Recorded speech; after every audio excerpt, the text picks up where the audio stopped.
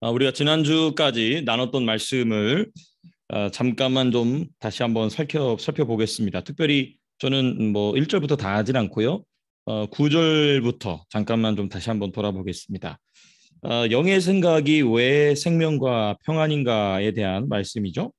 영의 생각이 왜 생명과 평안인가. 동시에 이 소주제는 무엇과 연결되느냐?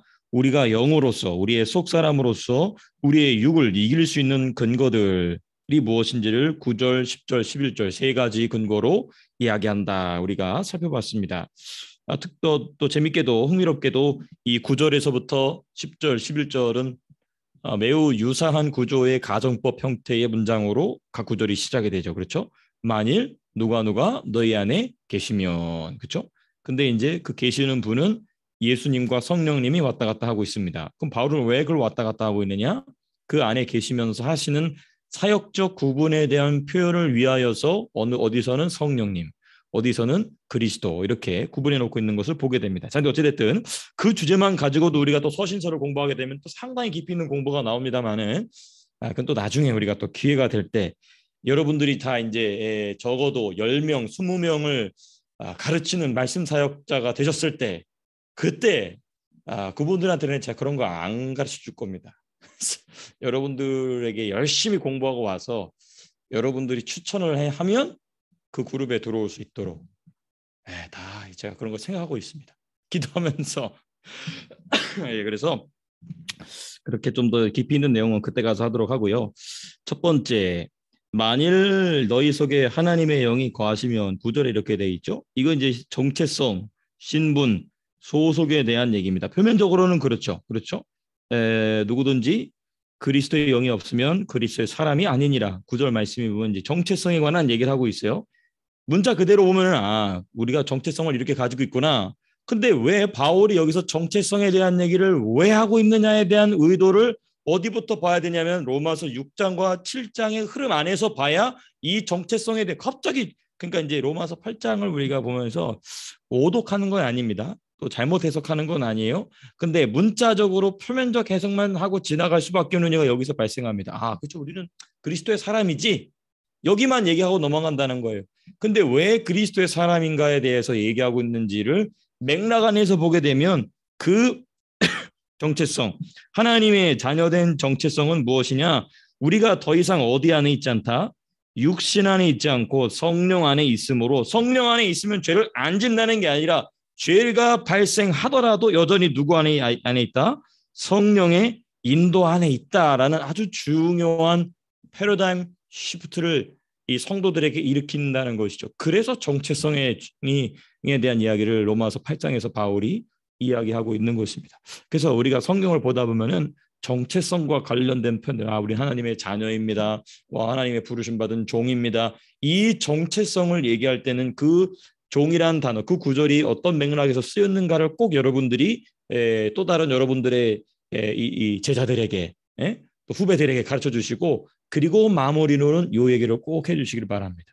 성경에서 왜 성도의 정체성을 수십 수백 가지로 계속해서 이야기하고 있느냐? 로마서 8장에서 말하는 것처럼 너희는 누구의 인도 안에 있다? 성령의 인도 안에 있다. 그러므로 죄가 발생하더라도 괜찮다. 죄를 짓는 게 괜찮다는 것이 아니라 죄가 발생하더라도 그 죄가 발생하도록 성령이 허용해 두신 목적이 있다. 여기까지 깊이 있게. 그래서 이런 깊은 말씀 사역까지 하실 수 있도록 하나님께서 여러분들에게 많은 사람들을 붙여 주실 것입니다. 그럴 때 이제 아멘을 이제 해주시면 좋겠죠. 그렇죠. 이제 다 이게 집중해서 들으시다 보니까 아멘을 놓치신 거죠. 괜찮습니다. 저는 아멘을 안 한다고 혼내지는 않습니다. 근데 우리 스승님들은 어지간히 혼내더라고요. 분필을 막 던지고 막 아멘을 왜 안 하냐 또 엉뚱한 거에 아멘을 왜 하냐고 하면서 막 던지시고 그러시는데 저는 쫓겨나지 않으려고 그렇지 않으려고 합니다. 어찌됐든 이게 바로 첫 번째 우리가 영으로 육을 이길 수 있는 첫 번째 근거들입니다. 두 번째 우리가 영으로 육을 이길 수 있는 두 번째 근거는 무엇인가? 두 번째는 그리스도께서 너희 안에 계시면 이야기를 하고 있습니다. 그리스도께서 너희 안에 계시면 이 얘기는 뭐냐? 그 지난번에 우리 몸은 죽었고 영은 살아났고 요 원리입니다. 요 원리. 근데 사실 이 원리도 우리 성도님들 들어보시면 아시겠지만은 이 부분은 충분히 로마서나 에베소서에 대한 이해가 없이는 쉽게 설명하기가 어려운 부분이에요. 그렇죠? 그래서 이제 우리 성도님들 스스로도 이 내용이 마스터가 돼야 됩니다. 이 바울이 그러니까 이러려면은 바울 서신 전체를 좀 숙지하고 숙달할 필요가 있겠죠. 이런 설명을 좀 하기 위해서는 이제 좀 시간이 필요한 내용이지만 어찌되었든 그래서 로마서 6장으로부터 시작된 중요한 주제라는 것입니다. 그래서 사실은 이게 바로 거짓이다. 그 부분 우리가 한참 나눴던 또 토론했던 그 중요한 주제 중에 있는 것입니다. 이 내용인 것이죠. 죽은 몸에 대한 언급을 왜 바울이 10절에서 이야기하고 있냐. 10절 그렇게 이야기하고 있죠. 또 그리스도께서 너희 안에 계시면 몸은 죄로 말미암아 뭐한 것이나 죽은 것이나 왜 죽은 몸에 대한 얘기를 또 하느냐. 왜냐하면 분명 죽었으나 여전히 살아서 또는 여전히 살아있는 것처럼 여기게 하는 존재가 있다는 것이죠. 그 거짓을 드러내기 위함이다. 그래서 여러분들께서 처음부터 이렇게 깊은 내용을 하시면 상대방이 못 받아들이고요. 아주 쉬운 내용 있지 않습니까? 우리 뭐 7대 복음 아니면 뭐 사도신경 아주 쉬운 복음부터 살살 하다가 이 사람이 그 내용조차도 어떤 건 잘 듣다가 눈알이 빙빙 돌 때가 있어요. 그럼 이 사람 요거 모르는구나. 그럼 이제 그거를 먼저 잘 이해시켜 주시고 양육해 주시고 난 다음에 그러니까 이렇게 계속 찔러봐야 돼요. 이 사람이 이걸 받을 준비가 됐나 안 됐나. 그게 이제 아주 참 중요한 이 기술 내지는 경험 내지는 이 성령이 말씀 사역을 인도하시는 그런 중요한 방식 중에 하나입니다. 그러니까 저도 막 얘기하는 것 같지만 우리 성도님들께서 이것을 받으실 준비가 됐나 안 됐나를 제 나름대로 시간이 애쓰고 있는 것이죠. 근데 지금은 이제 뭐 거의 여러분들께는 그런 거 없이 다 오픈해서 이야기할 수 있을 정도로 우리 성도님들의 수준이 아주 뭐 놀라울 정도로 그렇습니다. 우리 영경이만 인정하고 있어요. 영경. 그렇지. 네, 영경이만 인정. 자, 그다음 세 번째 11절 보시면 예수를 죽은 자 가운데서 살리신 이의 영이 너희 안에 거하시면 이 이야기는 왜 하고 있느냐? 성도의 부활을 위한 삼위일체 하나님의 사역.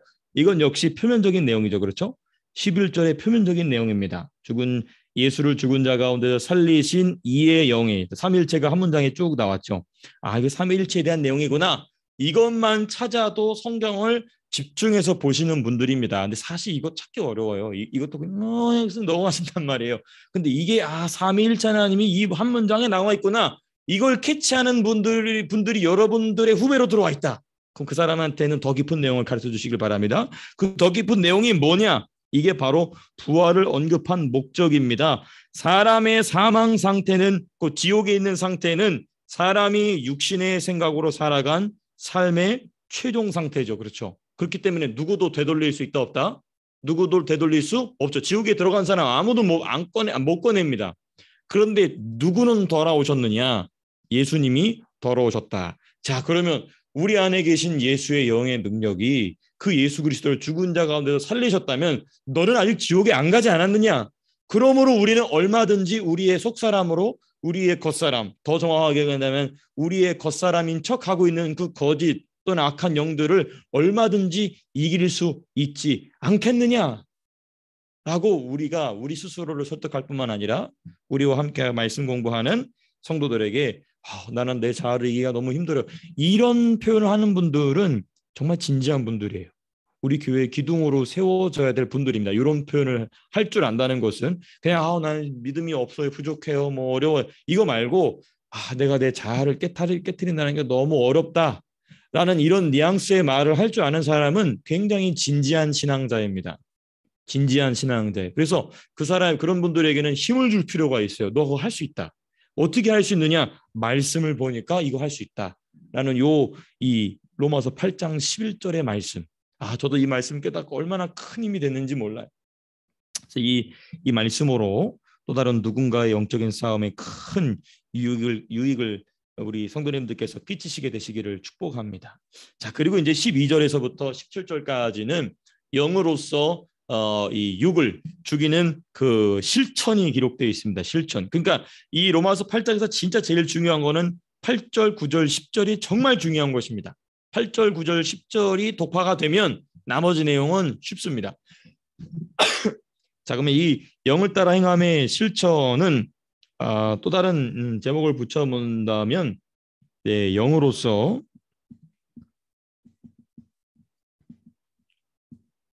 몸의 행실이요, 행실. 행실을 죽인다. 그럼 몸을 죽이는 게 아니고 뭘 죽인다고요? 몸의 행실을 죽인다고요. 그럼 몸은 언제 죽었죠?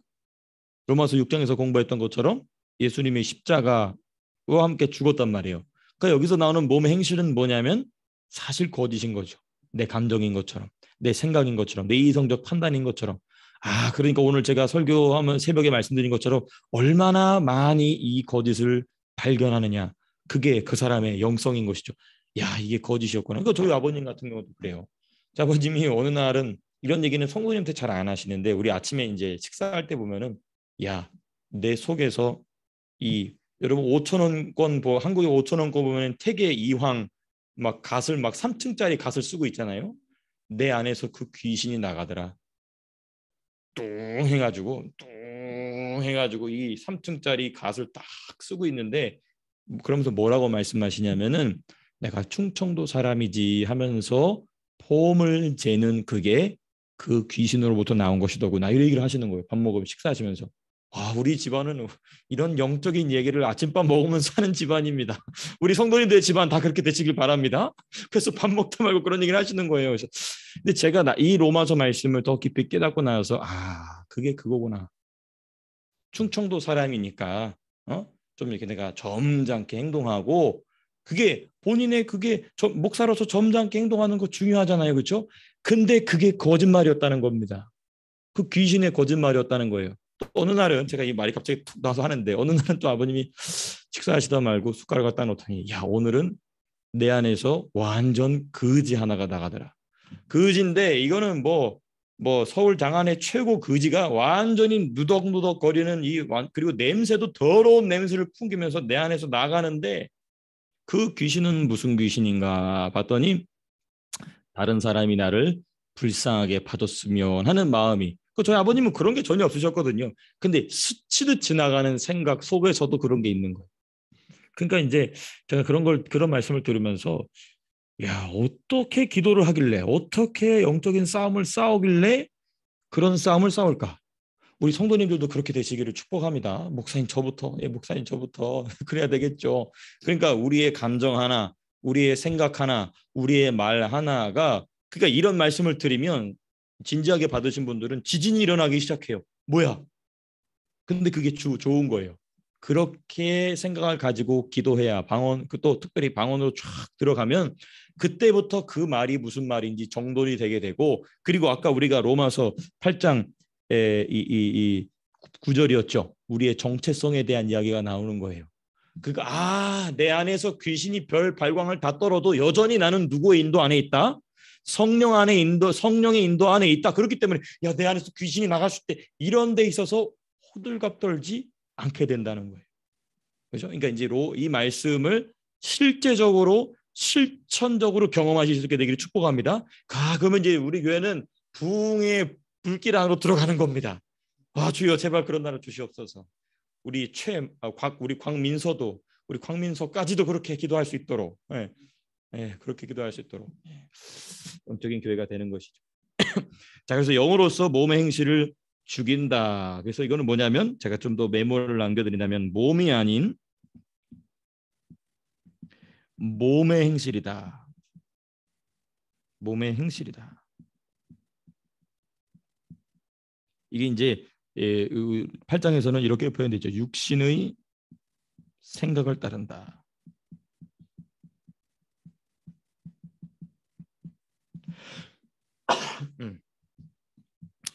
자, 그리고 이제 12절부터 17절까지 우리가 좀 하나씩 좀 살펴봐야 되는데요. 먼저 첫 번째 부분으로는 이제 12절부터입니다. 12절에서부터 14절, 12절에서부터 14절, 12절에서 14절 제가 한번 좀 읽어보겠습니다. 그러므로 형제들아 우리가 빚진 자로 돼 육신에게 져서 육신대로 살 것이 아니니라. 너희가 육신대로 살면 반드시 죽을 것이로되 영으로서 몸의 행실을 죽이면 살리니 무릇 하나님의 영으로 인도함을 받는 사람은 곧 하나님의 아들이라. 우리가 참 익숙한 말씀이죠. 근데 저 좀 하나씩 하나씩 분해를 좀 해보고자 합니다. 영으로서 몸의 행실을 죽인다.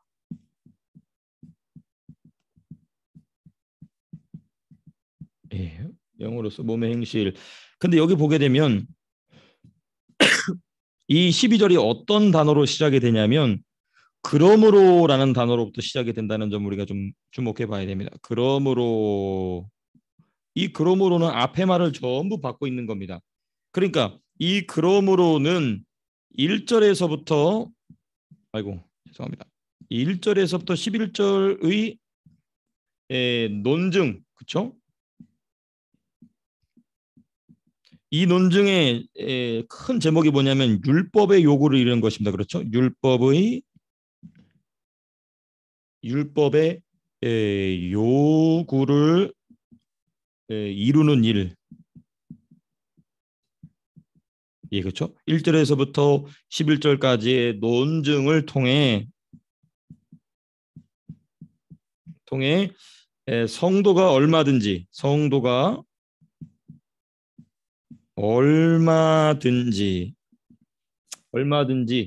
또 충분히 할 수 있는 일임을 강조하는 표현입니다.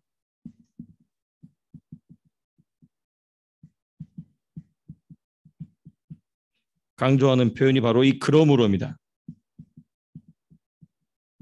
제가 이런 단어 하나까지도 다 이게 풀어보는 건 뭐냐면 여러분이 나중에 이거를 말씀 사역하실 때 이런 문장 하나하나가 굉장히 도움이 됩니다. 그러므로라는 이 단어를 하나 딱 잡아놓고 왜 그러므로라는 표현을 바울이 여기 사용했는가? 왜냐하면 1절에서부터 11절까지 논증한 내용을 보니 그러므로 이와 같이 할 수 있다. 그러므로 우리가 빚진 자로 더 이상 살 수 없다라는 얘기를 하고 있기 때문에 더 문장이 강조가 되죠. 그러니까 이 말씀 자체가 더 깊이 박히게 되는 것입니다. 자, 그래서 우리가 빚진 자로 돼라는 표현이 있습니다. 그러므로 해놓고 이제 12절에 우리가 빚진 자로 돼, 우리가 빚진 자로 돼. 누구에게 빚진 것이냐? 맥락을 보면 당연히 누구에게 빚진 것이냐? 성부, 성자, 성령, 그죠? 삼위일체 하나님이죠, 그렇죠?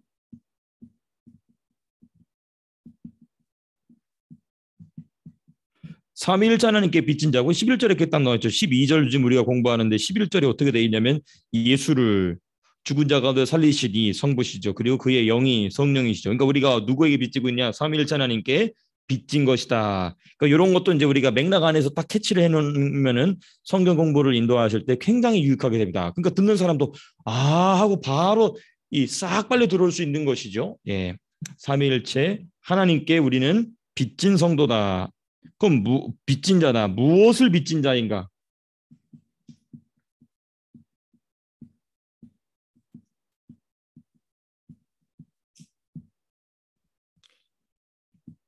무엇을 빚진 자인가? 특별히 다 1절에서 11절 다 포함되는 것입니다. 다 포함되지만 특별히 11절에 기록된 누구의 사역이냐면 삼위일체 하나님의 사역입니다.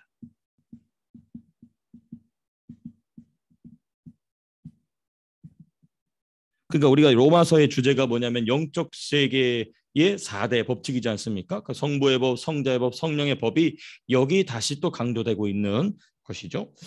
예. 그래서 이 사역은 구원의 목적이 무엇인지 알려준다는 것입니다. 이 예수님의 사역이 이 예수님 또 성부 하나님, 성령 하나님의 사역의 목적이 무엇인가? 그렇죠? 여기다 그냥 별표를 쳐놓고 해야 되겠네요. 이는 우리로 하여금 구원의 목적이 무엇인지 이 사역이라면 요 사역을 말씀드리는 겁니다. 삼위일체 하나님의 사역이겠죠, 그렇죠? 이 사역은 구원의 목적이 무엇인지 알게 한다. 예. 구원의 목적이 무엇인지. 예. 그러니까 이 표현은 이 구원의 목적에 대해서는 구체적으로 이제 구체적으로 나와 있는 내용이 쭉 이제 12, 13, 14뿐만 아니라 뭐 로마서 8장 1절에서부터 쭉 내용 나오는 내용이죠. 그러니까 제가 요 내용을 제가 이제 좀 풀어드리겠지만은 요 글의 내용을 다시 그 글로 적어본다면 구원 자체가 목적이 아니라는 거예요. 구원 정말 중요한 주제죠, 그렇죠? 근데 삼위일체 하나님이 우리로 하여금 빚지게 만들어서 우리를 구원하신 것 자체가 목적이 아니다. 그러니까 구원 자체가 목적이 아니며 무엇이 목적이냐? 모든 구원은 모든 선한 일의 시작에 불과하다.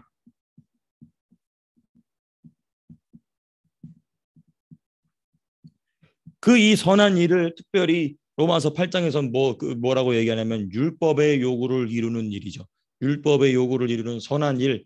또 조금 더 전진시켜 얘기한다면 율법의 요구를 이룬다는 것은 무슨 생각을 하는 거냐? 영의 생각대로 사는 것입니다. 영의 생각대로 산다는 것은 무엇입니까? 영의 생각으로서 육신의 행실을 죽이는 것이죠. 이 선한 일을 위하여서 주님이 저 여러분들에게 삼위일체 하나님의 사역을 통하여 빚진 자가 되게 하신다는 것이죠. 그러니까 구원 자체가 중요한 거, 구원도 너무너무 중요한 주제입니다. 당연히. 근데 구원 자체가 목적이 아니고 구원을 통하여서 이제부터 본격적으로 본 게임이 시작이 되는 것이죠. 그러니까 현대교회가 왜 영적인 싸움에서 주저하고 있느냐? 구원 자체를 최종적 목표로만 두고 있기 때문에 중생 자체를 최종적 목표로만 두고 있기 때문에 그 이후에 대해서는 이야기하려고 하지 않죠. 그러니까 성도님들이 구원에 대한 확신은 있는데 사실 그 구원에 대한 확신은 구원받은 그 자체로 확신을 구원의 확신이 다시 되새겨지는 것이 아니라 이러한 엄청난 영적인 여정 가운데 구원의 확신이 다시금 확증되는 것입니다. 그러니까 구원 자체를 두고 자꾸 내 구원이 얼마나 확실한가 그거 묵상하면서 되는 게 아니라 내가 이 성령의 인도하심, 그렇죠? 이 칼빈식으로 얘기한다면 성도의 견인의 과정 가운데서 막 엎어지고 꼬꾸라지고 깨지고 어쨌든 영광스러운 모습으로 올라가다 이 구원의 여정 가운데에 이 영적 싸움을 싸우면서 내 구원에 대한 의심은 완전히 사라져버리게 되는 것입니다. 그러니까 이런 부분에 있어서 좀 아쉬운 점이 현대 신학이라든지 또는 또 이 현대 교회의 현장에서 진행되는 성경 공부에 대한 상당한 좀 아쉬움인 것이죠. 자, 그러면 이제 그 다음 편 12절에서 우리가 좀 주목해야 될 그 다음 편은 무엇이냐면요. 육신에게 져서 육신대로 살 것이 아니다. 이런 편이 있어요. 그렇죠? 육신에게 져서 육신대로 살 것이 아니니라. 예. 이 말은 바로 뭐냐면 빚진 자의 마땅한 모습인 것이죠. 그러니까 삼위일체 하나님이 저 여러분들을 위하여 이런 엄청난 일을 하셨는데 우리가 여전히 육신의 행실을 따라가게 되면 그것이 빚진 자로서의 마땅한 모습이 아니다. 그러니까 그러므로 형제들아 우리가 빚진 자이기 때문에 더 이상 육신에게 져서 육신대로 산다는 것 자체가 말이 되지 않는다. 그 얘기를 지금 이야기하고 있는 것입니다. 그러니까 빚진 자로서의 마땅한 모습을 지금 이야기하고 있습니다. 먼저는 빚진 자의 마땅한 모습,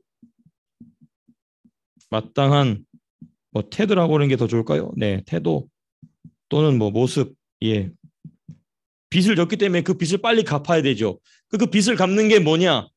영의 생각대로 거짓을 드러내어서 육신의 생각을 깨트려 버리는 것, 쳐내는 것. 예, 그게 이제 그 마땅한 태도이자 마땅한 모습이라는 것입니다. 예, 그렇기 때문에 여기서 핵심은 다시 재차 반복되지만 얼마나 거짓을 발견하는가.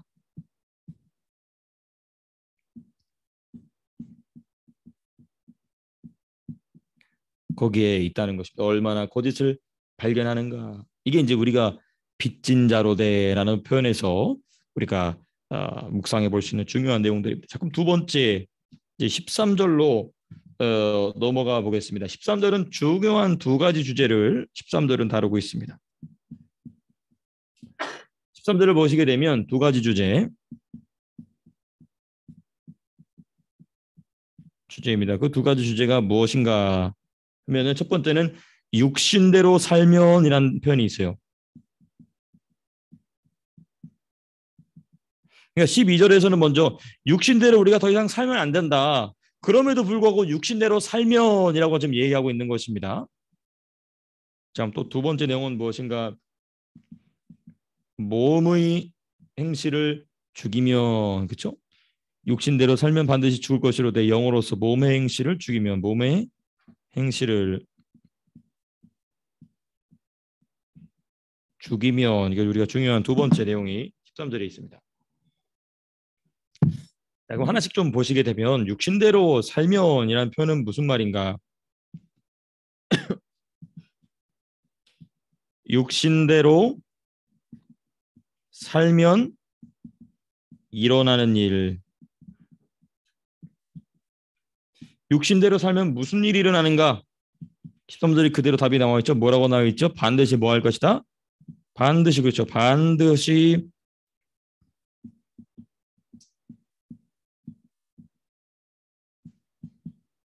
예, 죽을 것이로되.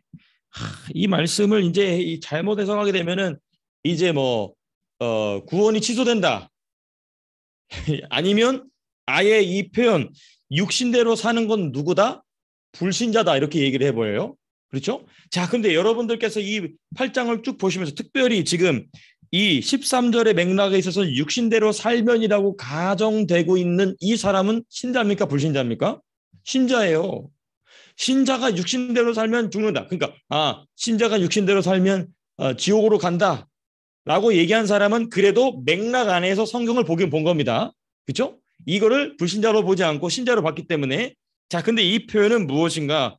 육신대로 살면 죽는다 했을 때 그 죽음에 대하여서 가장 명확하게 보여주는 사건이 어디냐면 아담과 하와입니다. 아담과 하와가 선악과를 먹었어요. 정령 죽으리라 하나님 말씀하셨죠. 근데 육신적으로 보기엔 죽었습니까? 안 죽었습니까? 안 죽었어요. 근데 뭐가 죽었죠?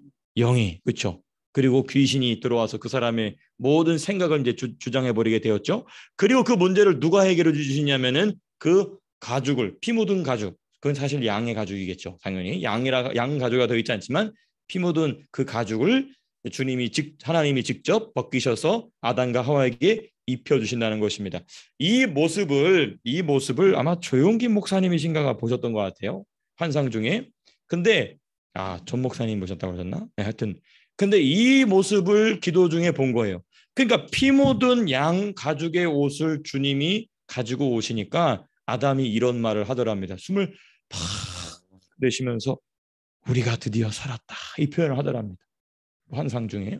그러니까 이 표현이 바로 이거예요. 육신대로 살면 반드시 죽는다라는 말은 무엇인가? 구원이 취소된다는 말이 아니에요. 그러니까 여기서 구원이 취소된다라고 해석하니까 8장 자체를 다 해석을 다시 해버려야 되는 것입니다. 그게 아니고 반드시 죽는다라는 이 말은 무엇인가? 이제 이것은 우리가 그래서 창세기 2장 7절 말씀 제가 메모로 남겨드리고요. 여기서 반드시 죽는다는 말씀은 무엇인가? 육신대로 사는 모든 순간은 전부 사망으로 넘겨진다는 것입니다. 더 정확하게 하면 육신의 행실대로겠죠. 육신대로 사는 모든 순간은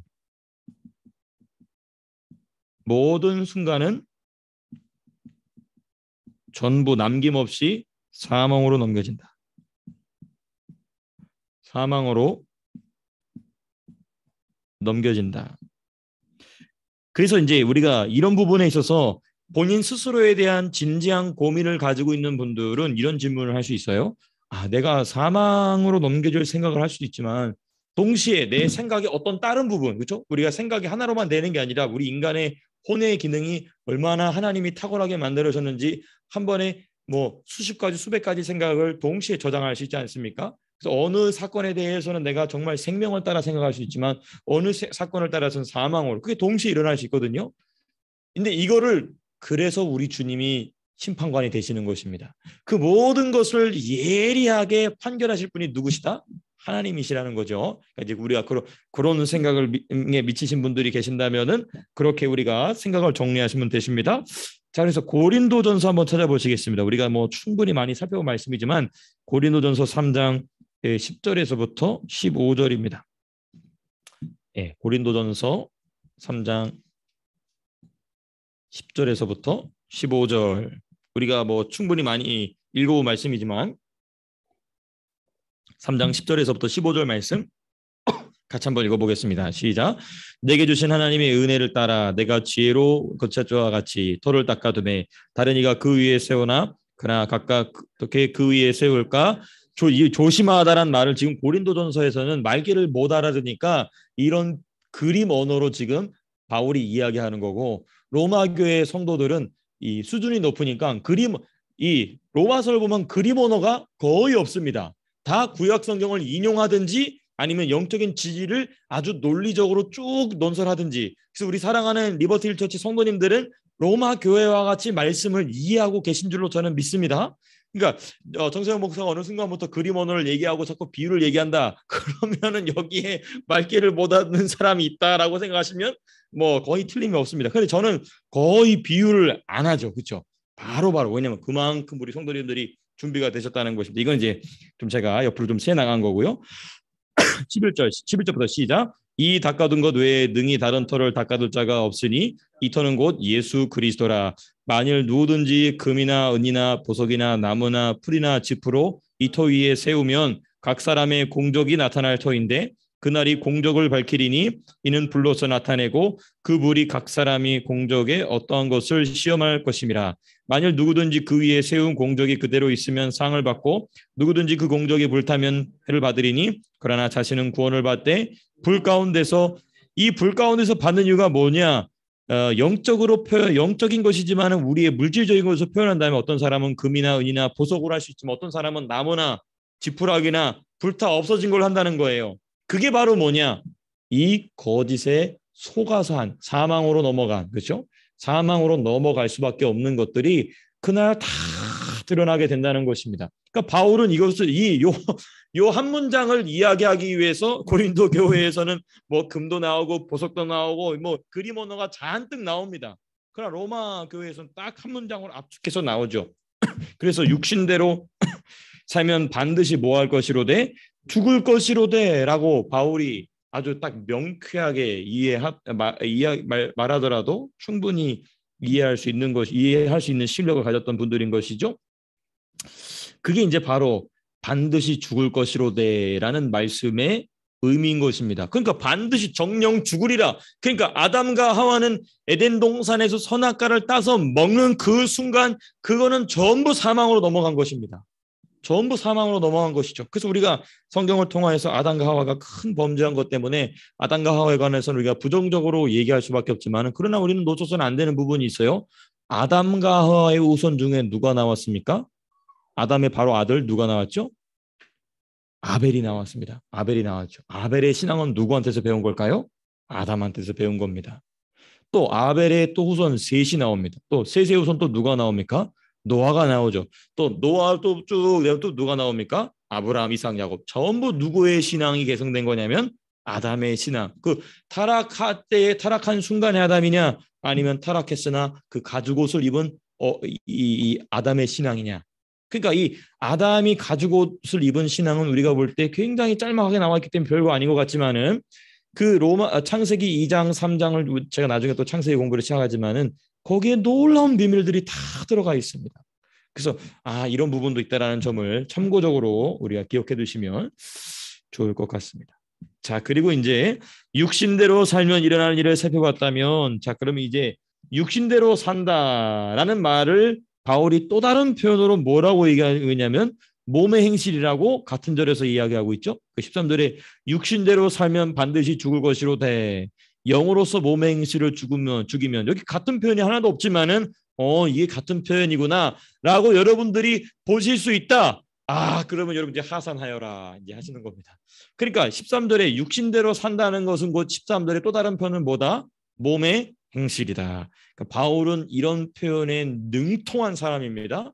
이거를 성령으로 잘 깊이 발견하실 수 있게 되시기를 바랍니다. 예, 제가 이제 이거 하면 안 되겠습니다. 그냥 넘어가겠습니다. 네, 몸의 행실, 몸의 행실을 죽이면 일어나는 일은 뭐냐? 13절에 또 그대로 답이 나와 있죠. 어떻게 되리니? 살리니. 예. 그러니까 이 13절의 말씀을 이렇게 깊이 있게 해설하지 않고 못하게 되면은 이거를 전부 뭘로 해석할 수밖에 없냐면 중생의 사건으로밖에 얘기할 수 없는 거예요. 예. 그러니까 참 저는 너무 감사하죠. 우리 스승님들께 제가 정말 큰 귀한 가르침을 받아서 저도 똑같이 앵무새처럼 신학자들이 떠들어대는 대로 이 말씀을 볼 수밖에 없었는데 그게 아니고 이 말씀 몸의 행실을 죽이면 산다는 말씀은 바로 무엇인가? 이 말씀을 조금 더 깊이 있게 좀 풀어보면요. 일단 몸의 행실은 무엇인가? 방금 우리가 살펴봤지만 몸의 행실.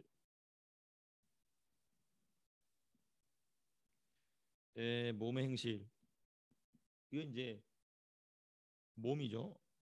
몸인데 우리가 충분히 계속해서 토론하고 반복적으로 제가 말씀드린 내용이라 다시 말씀드려 죄송합니다만은 이 몸은 겉사람이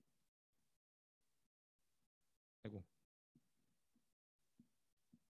겉사람이 그 안에 거하는 여기서 말하는 겉사람은 이제 혼입니다. 그렇죠? 예수님 믿은 사람 이후에 혼의 상태를 얘기하는 것이죠. 죄, 악 또는 귀신 등에게 속아 행하는 것입니다. 그렇죠?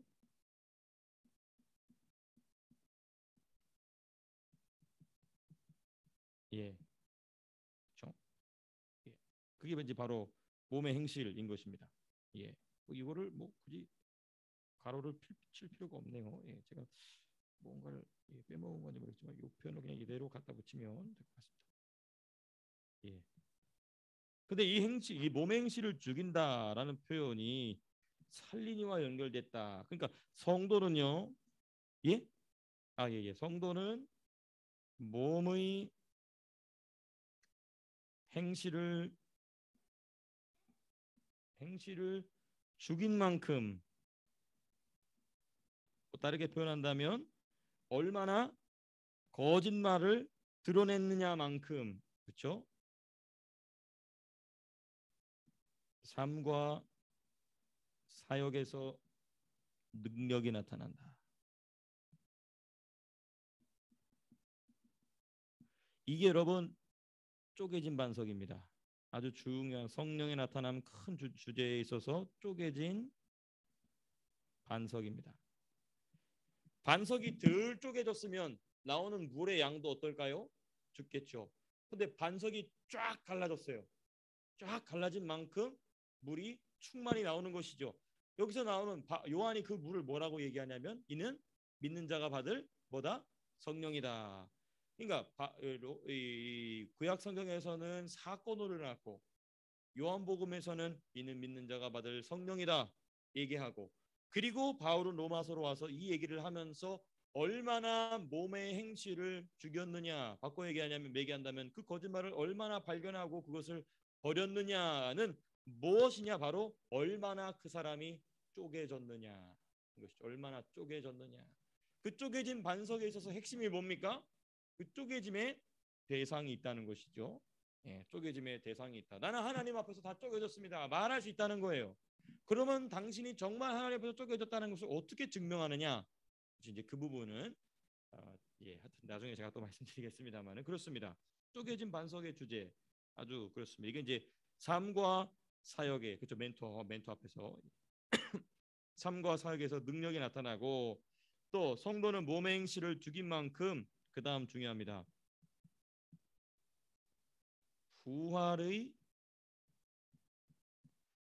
영광 또는 부활의 모습 또는 부활의 실력, 부활한 그 사람의 실력이 결정된다. 제가 저희 아버님과 이렇게 통화하면서 말씀에 대한 이야기를 이렇게 나누게 되면 1시간, 2시간씩 막 이렇게 제가 쭉 얘기도 하고 아버님이 쭉 말씀도 하시면서 이렇게 말씀의 토론 내지는 이 나눔을 하는데 저희 아버님이 뭘 발견하시냐면은 시편도 전부 다가 메시아의 나라다.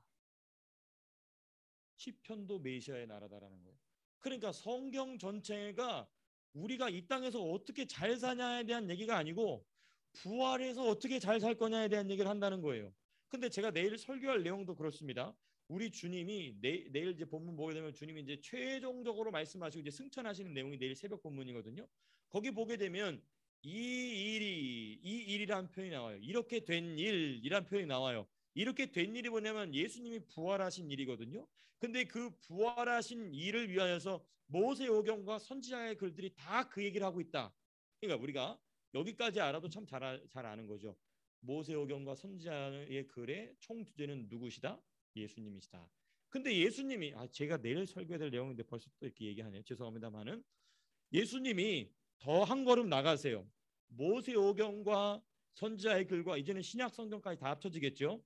다 예수 그리스도다. 오케이, 그것도 중요한 발견인데 더 중요한 게 뭐냐? 예수님이 뭐라고 말씀하시냐면 이렇게 된 일이라고 말씀하세요. 이 된 일이 뭐냐?